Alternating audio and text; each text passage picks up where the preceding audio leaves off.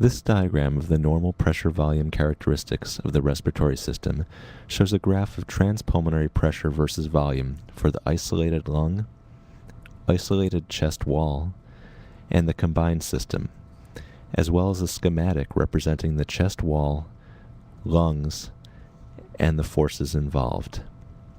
It is important to note that the diagram applies to the lung and chest wall under static conditions, in other words, with no air movement. At total lung capacity, note that both the red chest wall force vector and the blue lung force vector point inward.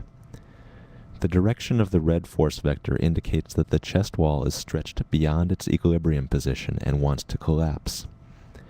The direction of the blue force vector indicates that the lung is also stretched and wants to collapse. Together, the lung and chest wall exert a large net force shown by the dark gray force vector. As you hold your lungs at total lung capacity, you can feel that your respiratory muscles must actively counter this inward force generated by the lung and chest wall. At about 80% of total lung capacity, note that the chest wall force vector has a magnitude of 0, which is seen on the graph as the chest wall line crossing the zero pressure axis.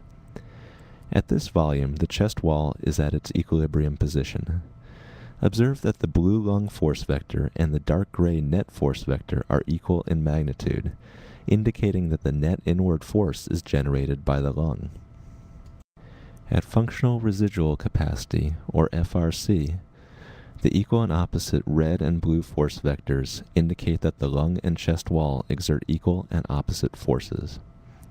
The outward pointing red force vector shows that the chest wall wants to expand, and the inward pointing blue force vector shows that the lung wants to collapse.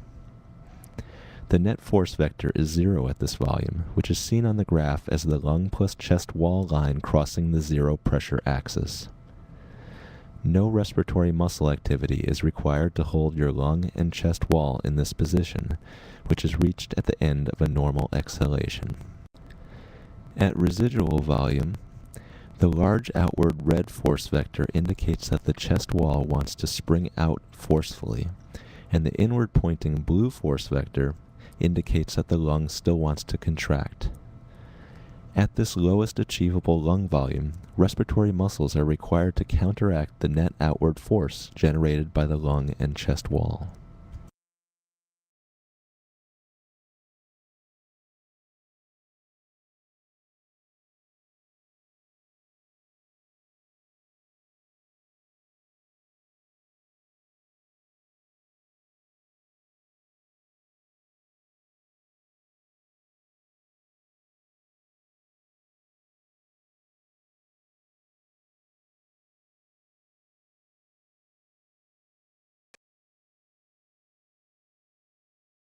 Please breathe normally.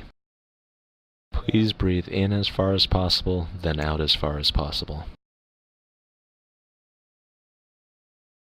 Please breathe normally.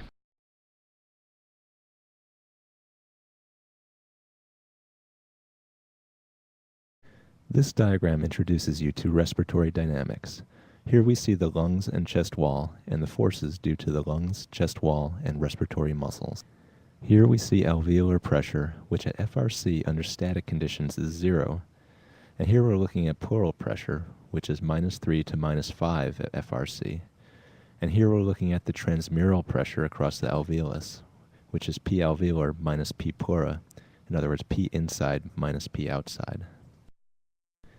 First, let's preview the sequence of events before we set the system in motion. When we begin to set it in motion by activating the inspiratory muscles, we are going to move the chest wall outward, and since there is nothing going into the pleural space, that will make the pleural pressure more negative.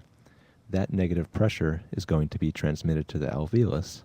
The alveolus will become negative relative to the atmospheric pressure, and we're going to get flow of air into the lung. Let's take a look by setting it in motion.